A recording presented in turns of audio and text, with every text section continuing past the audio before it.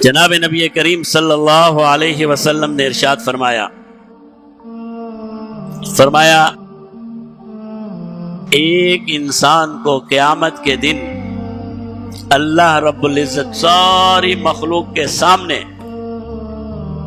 اپنے دربار میں، وہ جو دربار ہے جہاں اجر اور ثواب کے فیصلے ہو رہے ہیں، حشر کے میدان میں ساری مخلوق کے سامنے ایک انسان کو اللہ رب العزت طلب فرمائیں گے اور فرمائیں گے بھائی جا جنت میں جو حور تجھے پسند آتی ہے وہ لے لے، یعنی جنت میں چلا جا۔ سب سے پہلے جنت میں اپنے لیے، ہمارے بعض بھائی بلڈر ہوتے ہیں،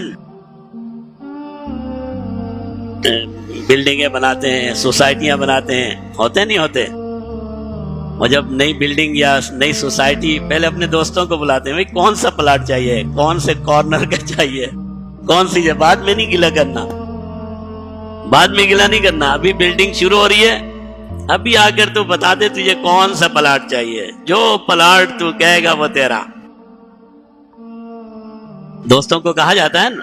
پری لانچنگ ہوتی ہے، پھر دوستوں کو بلایا جاتا ہے، کہتا ہے بھئی یہ ہمارا نیا پروجیکٹ ہے، کون سا پلاٹ چاہیے، ابھی سارے خالی ہیں، جو لینا ہے لے لے۔ تو اللہ رب العزت سے بلائیں گے اور کہیں گے بھئی جو لینا ہے تو جنت سے لے لے۔ کون ہے یہ؟ فرمایا یہ انسان ہے جس نے اپنے غصے کو اللہ کی رضا کے لیے دبا دیا، قدرت کے باوجود بدلہ نہیں لیا۔ غصہ آیا لیکن اللہ کو راضی کرنے کے لیے